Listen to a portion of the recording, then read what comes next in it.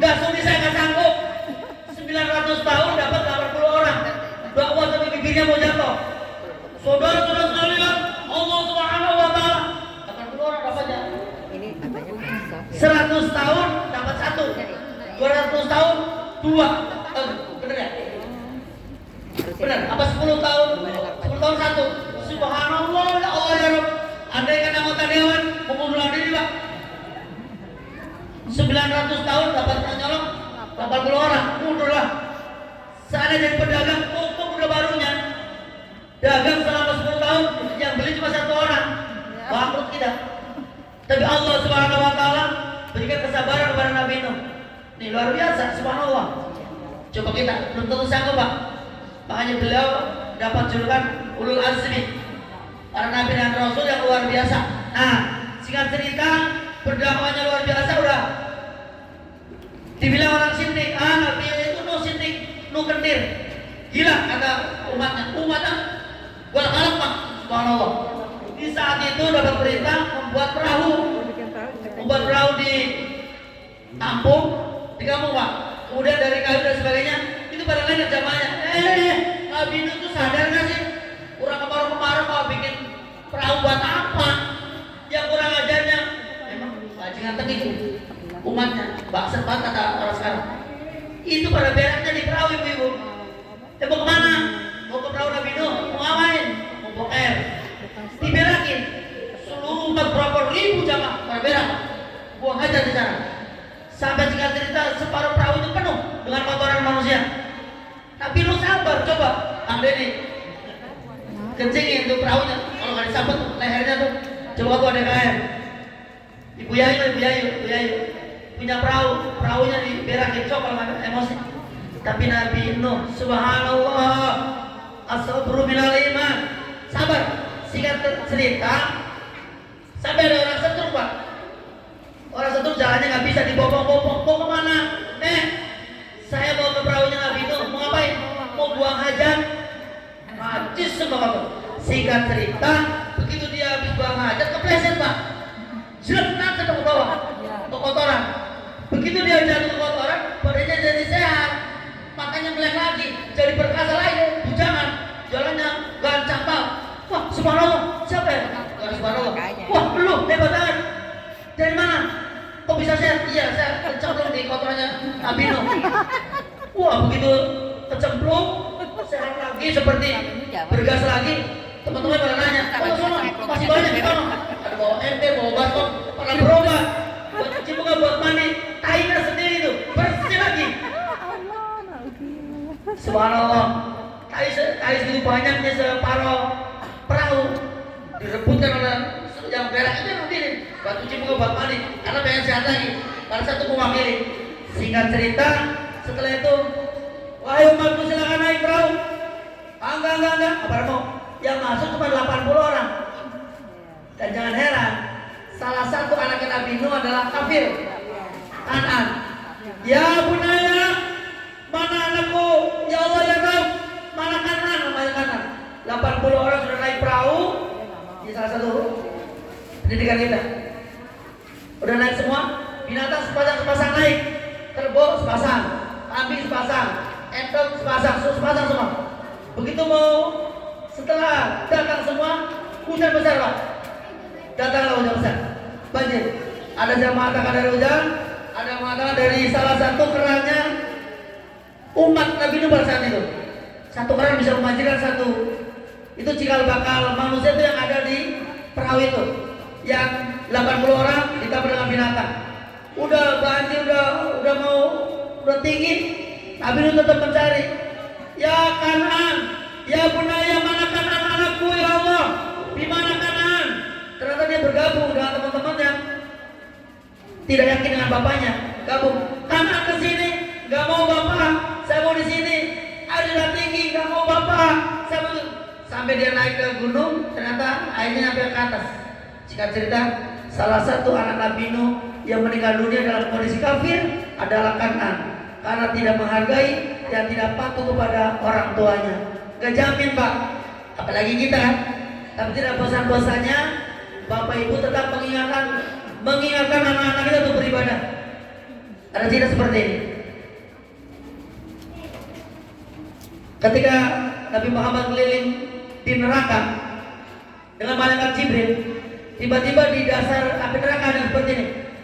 Ya Rabbi bil Mustafa balik maghasidana waghfir lana ma madha ya wasi'al karami.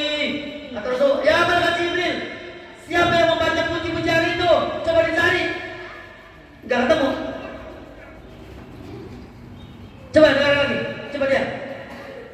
Ya Rabbi bil Mustafa balik maghasidana waghfir lana ma madha ya wasi'al karami. Malaikat Jibril keliling neraka, dibolak-balik neraka, enggak ketemu.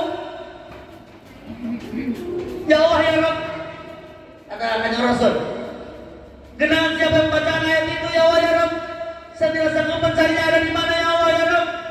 Nangis tuh, Jibril nggak tahu. Kata Allah Subhanahu Wa Taala, ya Jibril, coba kau buka tuh gemboknya beneran yang di bawah. Ternyata anak itu di bawah, tertutup bawah kuncinya pintu neraka, diintipnya neraka di bawah. Intip itu nasi paling bawah ya, namanya intip ya. Di dasar neraka ada orang anak muda tertutup, Pak Haji, tertutup oleh kuncinya api neraka.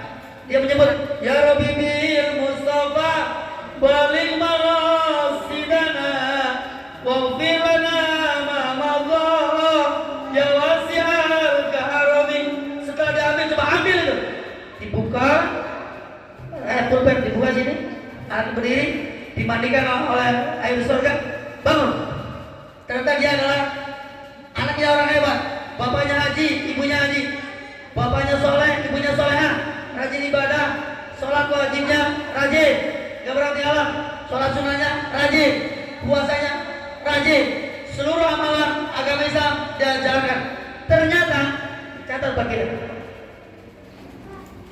di masa hidup di dunia ini, anak itu tukang mabok, main judi, pelacur, buat zina, melanggar peraturan, gak pernah sholat Pak. Tapi ketika dia datang ke rumah dari tempat-tempat klub-klub malam, habis main judi, habis main perempuan, habis mabok-mabokan, nyampe ke rumah, yang terdengar hanya pujian-pujian di waktu subuh. Dia tidak pernah ditegur sama ibunya suruh sholat, tidak pernah diingatkan bapaknya suruh sholat. Ini pembelajaran buat kita sebagai orang tua. Komplain ke anak itu, ya Allah ya Rabb, saya nggak terima. Kenapa bapak ibu saya dimasukkan ke surga, saya ke neraka?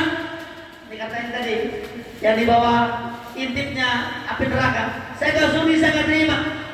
Kenapa? Ya wajar, lu nggak pernah sholat, puasa nggak pernah, main judi, melanggar Islam, bajingan teknik, wajar masuk neraka. Ternyata ini komplain gara-gara tidak pernah diingatkan sama kedua orang tuanya, maka ditukar. Kata Allah, hai malaikat Malik, penjaga neraka, ambil tuh kandeng sama istrinya, ada di surga, ambil. Yang di surga diambil, dimasuk ke dalam neraka, anaknya dimasuk ke dalam surga. Gara-gara orang tua tidak pernah mengingatkan anaknya untuk beribadah. Ingat itu, ditukar. Banyak kita sebagai orang tua selalu mengingatkan anak-anak kita, wabil khusus ketika waktu subuh. Barang siapa yang rajin sholat subuh beserta sholat sunnahnya, itu adalah orang paling kaya di muka bumi. Percaya nggak ibu? Ada temen ibu punya Pajero 10, Fortunernya 11, Lexusnya 15, kaya raya, hartanya melimpah. Kata, gua nih orang kaya nih, tasnya aja 5 miliar, emas semua tasnya, dari cangkaiannya sampai dalam emas semua. Tapi datang Ibu Yayu dari masjid, gua lebih kaya karena saya bisa sholat sunnah subuh dan sholat subuh. Maka bumi, dunia, langit beserta isinya adalah milik agamanya orang yang sholat itu. Bapak gak usah khawatir, bapak yang rajin sholat di sini, ibu rajin sholat, lebih kaya nanti di yaumul qiyamah dibandingkan orang kaya yang tidak sholat. Belum tentu kita semua bisa sholat. Percaya nggak Pak Panedi? Tentu dia kaya. Ini di sini aja yang mau ke masjid bisa 1-2. Luar biasa. Orang yang mau datang ke masjid itu berat. Ibu-ibu mau datang ke masjid berat, duduknya ibu di masjid ini sebagai saksi nanti nih. Masjid Baitul Muslimin sebagai saksi di hadapan Allah. Ya Allah ya Rabb, ini bulan Muharram, saya saksinya 2 hari. Yang isi materi pada hari ini, ibu-ibu ini duduk di karpet masjid ini sebagai saksi ya Allah. Jangan melemparkan mereka sebagai neraka milikmu ya Allah, tapi lemparkan mereka surganya Allah Subhanahu wa Ta'ala. Ini akan komplain nih. Tembok-tembok, karpet ini akan komplain. Kalau kita rajin ke masjid, kemudian kita digiring ke tempat api neraka, pasti ini sebagai saksinya. Gak usah khawatir. Mobil, motor, sepeda, sedang speed, kerikil yang terinjak kita di perjalanan sebagai saksi di hadapan Allah Subhanahu wa Ta'ala bahwa ibu pernah datang ke sini. Gak usah khawatir. Kita semua akan mati, Pak. Kullu nafsin dha'iqatul maut. Setiap yang bernyawa pasti akan mati. Gak usah khawatir. Harta titipan, jabatan titipan, mobil bagus titipan, rumah mewah titipan. Kalau mati, yang dibawa adalah amal ibadah kita. Salah satunya adalah ibu-ibu ini semuanya yang sudah memberikan donatur